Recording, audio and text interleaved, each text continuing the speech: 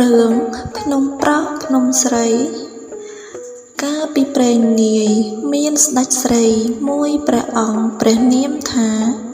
ស្រីអយុធ្យាសោយរាជ្យនៅនគរខ្មែរ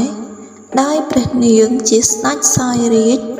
គ្មានបុរសណាមួយហ៊ានចោលដណ្ដឹងយកធ្វើជាភរិយាឡើយម្ល៉េះហើយព្រះនាងរកដណ្ដឹងបុរសដ៏មានរូបជាទីគប់ព្រះតីមកធ្វើជាព្រះស្វាមីវិញហើយដោយហេតុព្រះរាជនី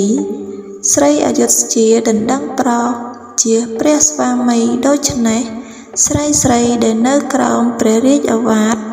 ក៏ដណ្ដឹងប្រោសធ្វើជាស្វាមីតាមដែរក្នុងរជ្ជកាលនោះមុខគួរឲ្យវេទនានឹងស្រីខ្លះដែលមានរូប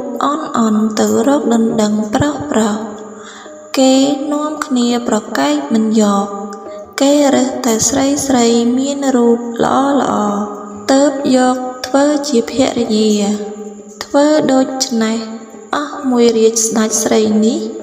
លុះមកដល់រាជស្ដេចក្រោយទៀតពួកស្រីជំនុំគ្នាថាឥឡូវនេះដូចជាមិនសមសោះខ្លួនយើងជាស្រីហើយដើរដណ្ដឹងប្រោសធ្វើជាប្តីដូច្នេះយើងនឹងនាំគ្នាលើកដីចាក់ពូនជាភ្នំភ្នាល់ជាមួយនឹងពួកប្រុសគឺប្រុសលើកដីធ្វើជាភ្នំមួយយើងស្រីធ្វើជាភ្នំមួយភ្នាល់គ្នា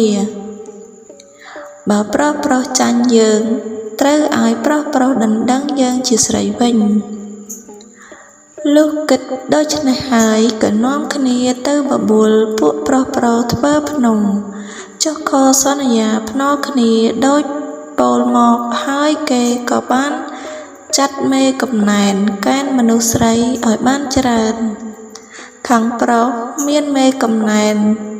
ខាងប្រុសដើរកេណ្ឌខាងប្រុសឲ្យបានច្រើនលុះកេណ្ឌបានគ្នាច្រើនគ្រប់ចំនួនខាងប្រុសខាងស្រីរួចហើយក៏និយាយនឹងគ្នាថាយើងទាំងអស់ត្រូវជញ្ជូនដីដរាបដល់ផ្កាយព្រឹករះទើបឈប់ទាំងអស់គ្នាបើផ្កាយព្រឹកមិនទាន់រះមិនត្រូវឈប់ទេគិតព្រមគ្នាដូច្នេះហើយក៏នាំគ្នាជញ្ជូនដីរែកទូលតាមថាមពលរៀងខ្លួនទៅពេលនោះជាពេលរាត្រីពួកស្រីមានប្រាជ្ញាជញ្ជូនដីអស់វេលា 3-4 ម៉ោងក៏នាំគ្នាបង្ហូតគោមតូចមួយយ៉ាងខ្ពស់នៅជ្រុងឦសានភ្នំពួកប្រុសក្រឡេកទៅមើលឃើញគោមដែលស្រីបង្ហូតនឹងឫស្សីមួយដើមនោះ